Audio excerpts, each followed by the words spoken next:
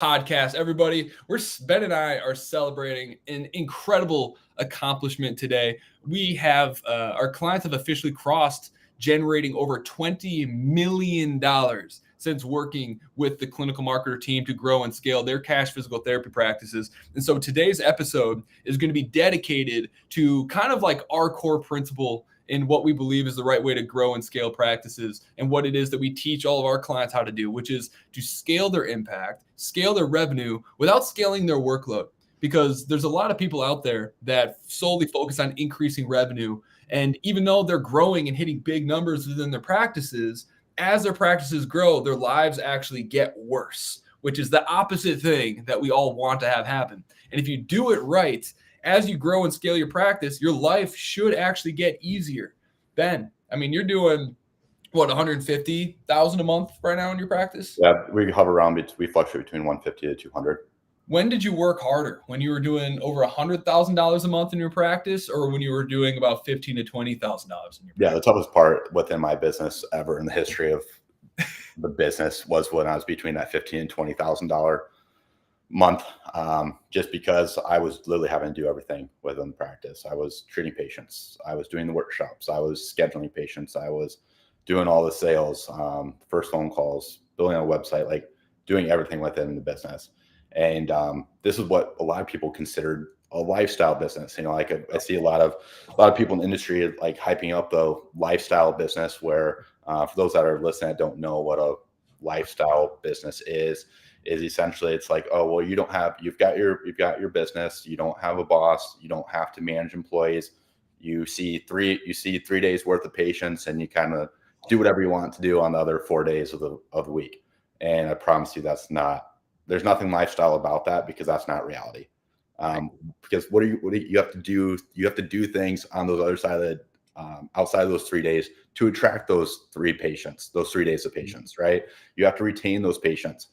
And you have to be rescheduling and canceling all the appointments that are coming in for those patients. You know, there's so many other things that go into it that I think people are kind of being sold a pipe dream on the lifestyle business of, oh yeah, you make $15,000, $20,000 per month, and you know, you only work 3 days per week. No, it's working like 60, 80 hours during that time. That's considered a lifestyle business. Yeah. And now, we're doing 150, 200,000. I work literally 90% less now than I did when I was doing 15 to 20K months. Right. And which is crazy, because people they think that just firing their boss means that they're not going to have to work as hard and it's going to be way easier because they're only seeing patients a few days a week. But like you said, you are wearing all of the hats, you're wearing all of the pressure and the burden of ownership, where you're constantly stuck in a state of anxiety and stress because you're always in a reactive state, having to make action based off of the ever-changing landscape and environment we all find ourselves in. And so it is astronomically easier, even though it's terrifying at first, to think about building teams and building better systems and starting to buy back your own time. But eventually, what we found consistently over and over and over again, as we've helped hundreds of practice owners scale their practices beyond them to $30,000, $50,000 a month and beyond, is that once you have a full schedule, you very quickly realize it's like, oh shit, my life would actually be a heck of a lot easier if I did hire somebody, because now not only am I full, but I'm missing, things are slipping through the cracks because I don't have time to do all the things. And you're constantly having to chase down new patients as people get discharged. And it's a really stressful place to be. And so what we want to talk about here today is the number one thing that we found moves the needle for practice owners who don't just want to have a job. They don't want to just build a business. They want to build a company that runs with or without them, where they're now in a position where they're building the team that builds the practice for them, where they get to focus on their zone of genius. Now, people are doing this a heck of a lot faster than most of you might realize. People are going from, we had Chris Smith go from, he was at about $15,000 a month when he joined. 12 months later, he was doing $70,000 a month, taking his kids to the zoo midday, working from home, completely removed from treatment. We had Christian Mercel, who went from doing home health, doing stuck at about $8,000 a month in his mobile practice, about to call the whole thing quits. 1 year later, he was doing $40,000 a month in his practice, had a team underneath him, and he was able to spend more time with his 5 kids than he ever thought that he could.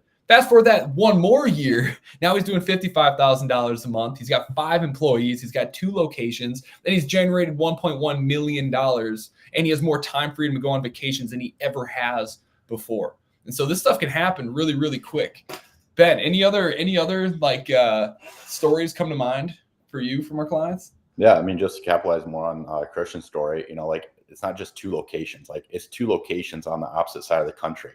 And that's the thing too, and the beauty of it is he had the systems dialed in on the first location. Now it's just rinse and repeat. You can make that successful anywhere, right? And that's why we get such great results for our clients. We get results for people all across the US because it just comes down to systems and plugging the right people into it.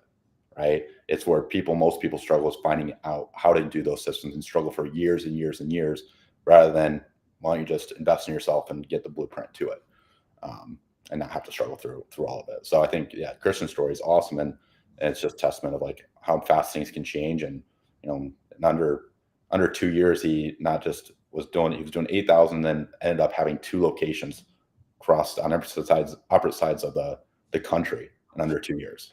That's a massive life transformation that people are undergoing, and we've found, like, after scaling, Ben's practice, after scaling Clinical Marketer beyond, to be multi-million-dollar businesses, we noticed that there's really 4 primary like growth drivers and momentum boosters that people have. There's commitment. First, you have to obviously be committed to building the thing and achieving the results. That's a given. I don't even want to talk about that. But then there's structure. You need to be out of these 2,000 steps. You need to know what step 1, step 2, and step 3 are going to be.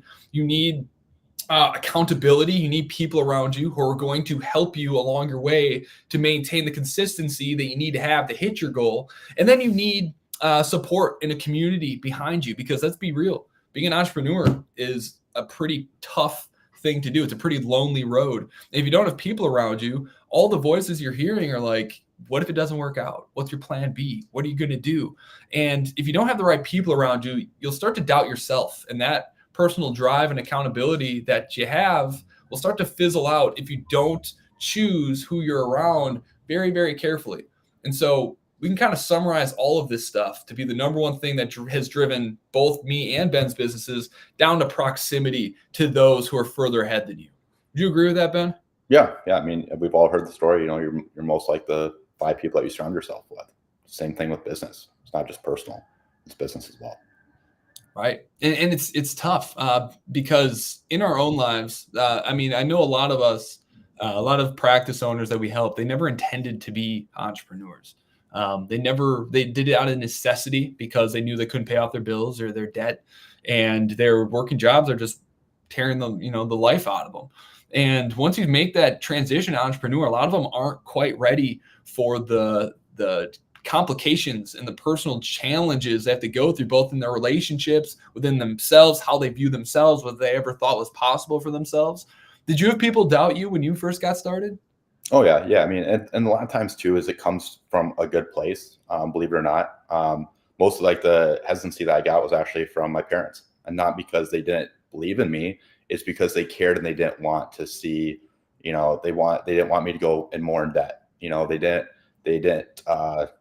They just didn't want me to have to take those risks. And it wasn't because they didn't believe in me or they didn't care. It's actually the opposite. And they thought that's what was best for me. Right. So that's the thing too, is you have to be able to, shut out that noise. And I've also had professors and classmates too. I remember when I was in 3rd year of PT school, had multiple professors and classmates tell me, cash based would never work. It's not real, can't be done, and so you just kind of have to, so I kind of distanced myself from them. Right. And I don't think those words weren't coming from a good spot. It wasn't because, they cared about me. Like my parents discouraged it because they cared. It was classmates and professors. They were doing it because they didn't want to be proven wrong, because then that would mean that, they could do it too, but they don't have what it takes or whatnot. And they have to realize that and confront it. So you got to figure out, hey, if where's that negativity, or where does that stem from? And does it come from a good place or a bad place? And figure out, hey, who should I distance myself and who I shouldn't. Like I didn't distance myself from my parents because I knew it came from a good place. I did distance myself from my professors and some of my classmates because I knew it wasn't coming from a good spot, right? And so that's the power of proximity and making sure that you're distancing yourself from the people that are being negative about it. Right. And there's actually a few things that come to mind when you say that. One, it reminded me of the movie Pursuit of Happiness with Will Smith. Have you seen that one? Mm-hmm. Such a good movie. He says to his kid that never let anyone else tell you what you can or can't do. Just because someone else can't do something, they want to tell you that you can. And I think that's so relevant. I mean, Max and I were told no physical therapist would ever listen to a word we had to say when we were running our medical software company years ago. And today we find out that our mastermind clients, since working with us, have generated $20 million. And the amount of community impact that that's had is incalculable, right? And so I want to also say something about the law of averages, where you're the average of the 5 people you spend the most time with. And this is something that I've observed and recently helped someone else through who's in my life who's dealing with this in their entrepreneurial journey. Is like, yes, we are the average of the 5 people we spend the most time with. And so we need to choose who those people are carefully. But that is a pretty difficult journey because one, a lot of us love the people that are in our lives that might actually be holding us back. And so it is a really difficult sacrifice to try to spend less and less time with them. And the more we go towards the version of ourselves we want to be, the more we change, the more the people that we're closest to are going to resist that. Because each one of those people who do love you, like your parents, and do want, the best for you, they just might have a different idea of what you think is best for you. They're going to hold on to you because because you leaving changes who they are as a person as well. Their view on the world and their own reality is forced to change because you're a part of their average of 5 people. And so by you removing yourself, you are changing the lives of those people and changing and shifting the identities of those people and having them to self-reflect. And so a lot of the people that you love, even though they want what's best for you, they resist you changing, and they're asking, why aren't you satisfied with what you have? What if it doesn't work out? What's your plan B? Because they're also afraid of the changes that are being forced upon them, as well as the changes that you have to make within your own life. And a lot of people don't realize that. And I want you to, because if you aren't aware of how your life decisions are impacting other people and how they're going to resist that change out of love, it's really hard for us not to self-sabotage our own growth. Right.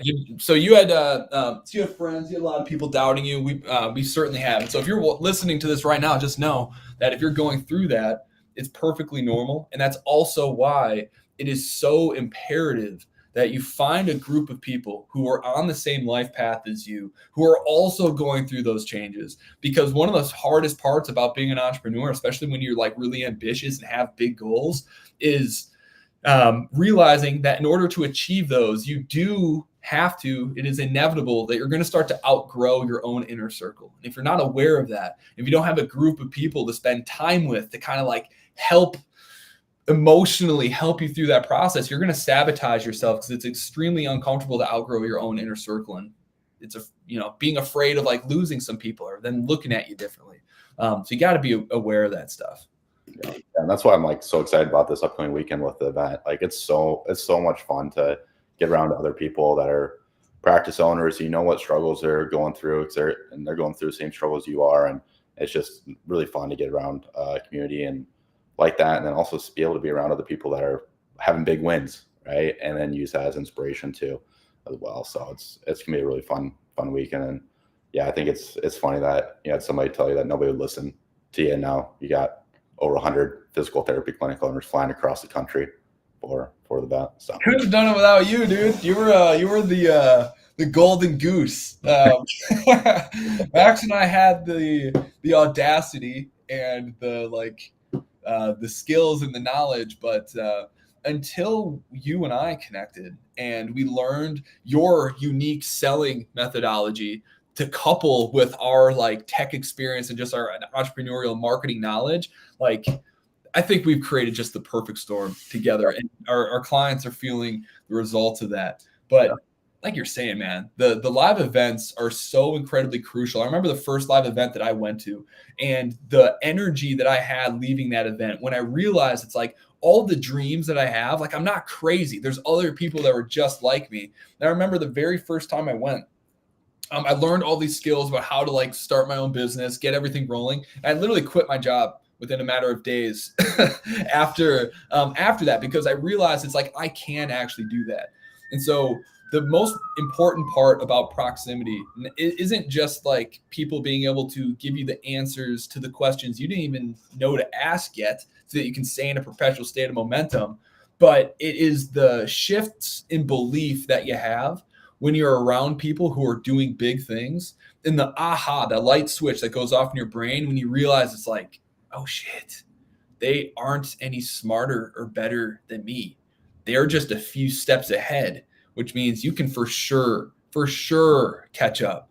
And that's just like the coolest thing to see it happen in people when the first time they realize it's like they've been thinking small their entire lives, and now they see what they can actually accomplish. Yeah.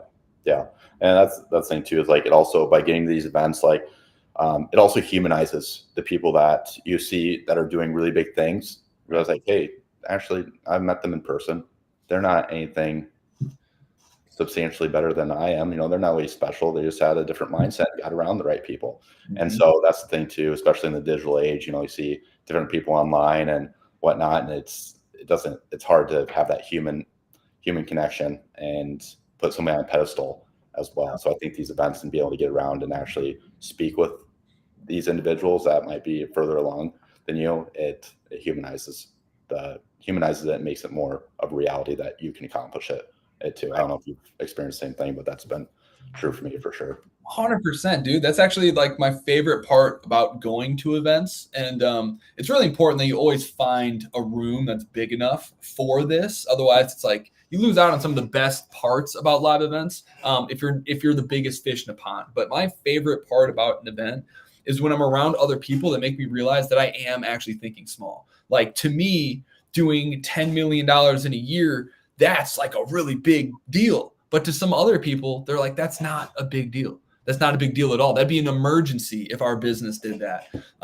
And so one of my favorite pieces of advice I've ever heard was from Myron Golden. It was that you'll rarely make as much as, but you'll never make more than the amount of money that you think is a lot of money. And so I love getting around people that make me realize it was like, oh snap, that like big crazy goal you have, yeah, it's actually not that big of a deal. And once it's not that big of a deal, you can actually hit it. Right. That's the power of proximity right there, man. Yeah, and that's a big reason I moved out to San Diego too. Like, I was living in Des Moines, and there's just not a whole lot of younger people doing crazy big things when it comes to entrepreneurship and real estate. You know, there's mainly people in their 50s, 60s, and whatnot. And so, like, that's a big reason I moved out to San Diego. Mm-hmm. And so I can realize that I'm thinking small and whatnot. And so, like, this upcoming weekend, I'm going to an event with two buddies I made out here. And one of them has raised his company's raised over $500 million in capital for real estate. You know, it's just like, makes me realize like how small, you know, my thinking is, right? And there's just different levels to this game, and it's just getting around people really helps you open your eyes to that, and yeah, just change the way that you're thinking about things. Right. You know, it's a pretty undervalued way of looking at it as well.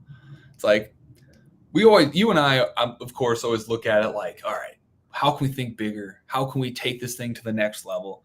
But I think a lot of times as entrepreneurs, like, we get so stuck up in our own numbers and so lost in the month to month, day to day of the grind, where we forget just how far we've come. And it's easy to get really down on ourselves about like, God, I just suck, because all we see is the parts that we don't have perfected yet, that we haven't figured out yet. So it always feels that we're losing. And I think another piece that's incredibly motivating, that lights a fire under people who are feeling like that, is getting to go to events, getting to get around other people, and getting to having the opportunity and chance to mentor someone who's a little bit further behind than them, because it forces us to realize just how far we've actually come and how much we actually know. Because we forget often that the people around us don't have nearly as much experience or context that we're able to have. And just the act of being able to support someone else, whether it's emotionally, tactically, in whatever way, it makes us realize it's like, I actually do know what I'm doing, and I've made a shitload of progress. I can't wait to figure out how far I am next year and who I get to help next year. Because it really does light something underneath you when someone else, you get the admiration from somebody else about how far you've come. I think that's a really underrated portion of this whole thing too. Yeah. There's a balance. There's a balance to all of it, you know. And I also like not just helping other people that are maybe not as far as along, but also comparing yourself to who you were last year. I actually just did a performance review with one of the higher ups for ProKinetics just an hour ago, and we were talking about like, hey, what do you feel like we did well? What are some things that we struggled with, and where there's still challenges that every time, no matter what season you are in business, there's gonna be challenges, right? Some challenges are bigger than others, and we're just going through a big growth phase, and we're going through challenges. And one of the things that we did was actually reflect on like, hey, this time last year, May 2023, where were we at? And like, what were we doing? What were some, like, how many PTs do we have? What was some of our bottlenecks and whatnot? We like realized how much we'd actually grown in the last year. And it really kind of just made like the challenge that we're going through not seem like such a big problem because we're so much further ahead. So also comparing yourself, what I'm trying to say is also comparing yourself to who you were a year ago, right? Or a few months ago, right? Can also be something that helps you as well along the journey. Yes, I love that. And to go off of that, I'd recommend every single one of you, everyone listening to this, write down what your goal is and make sure that it's a good, worthwhile goal. Because if it's too attainable, it doesn't mean quite as much. Write down a crazy goal and save it somewhere and never, ever, ever get rid of it. Because as of late, for the last several months, we've been stuck right around $110,000 to $150,000 cash collected every month. Revenue right around 210, 220 every single month. We've been stuck here. And years ago, this was like an unimaginable dream, a fairy tale in my head that I'd be able to do this. And I still have the note I wrote back in September 7th, or no, this before September 7th, 2021. Consistent 100K months while still maintaining lifestyle. Got it written right here, and I keep it under my rock. And lately, or not lately, but a few months ago, I was really kind of bummed out. I was like, we suck. Like, we can't do more than 200K in revenue a month. And you sound like a total, tool, like complaining about that. But stuck is stuck, right? But being able to look back at things like this and realizing it's like, hey, your emergency or your problems right now today were your dreams not too long ago. And so that's really important perspective to have. So not just proximity to other people, but proximity to who you were not too long ago, so you can keep perspective on how far you've come along the way. Yeah, I think that's huge. And it used to be like, oh, I was worried about where was my next patient coming from. Now I worry about, hey, where's my next physical therapist? Yeah. And where's the next location? Like it's just a different. So it's good to reflect and just have that context and that perspective. 100%. I think that kind of highlights the fact that it's like your problems will never, ever, ever go away. So don't tie your happiness to your business because it's always going to feel broken. You're always going to feel like an idiot. You're always going to feel like you have no idea what you're doing. So you got to find that stuff elsewhere, because as soon as you solve one problem, another one just takes its place. And that's another reason why it's so important to stay inside of a community and have proximity to the people who are further ahead than you, because every single time you uncover one of those problems, if you're on your own, it's a problem and your business plateaus and your momentum stops. But when you're inside of a container with other people who are on the same journey, who are a few steps ahead, every single time you find a problem, it becomes an instant opportunity for growth because you have instant access to the solution. And in many cases, you even get the solution before the problem even happens. You can overcome and prevent a lot of these problems from even happening altogether. So important to find your tribe, find your people, find events like this, because Ben and I's lives have been completely transformed by these kinds of events. We wouldn't have the audacity to think that we could do what we think we can do if we weren't going to events and meeting people, doing huge things, and realizing that they're no different than us. Yeah, spot on. Excellent, everybody. If you guys got value out of this, if you're looking for more proximity and you want someone in a team to help you make sure that you stay in a state of momentum, to make sure that your vision becomes your reality this year, I invite you to go to clinicalmarketer.com, take a look at some of our communities, get into our Facebook groups, get some of our free resources. And if you jive with what Ben and I have to say and you want to discover what it would look like to partner with us to help you make your vision your reality, just fill out the contact information at clinicalmarketer.com. And I, of course, would be more than happy to follow up with you and see what it is that we could do to help you turn the corner within your practice. So if you got value out of this, make sure to like and subscribe.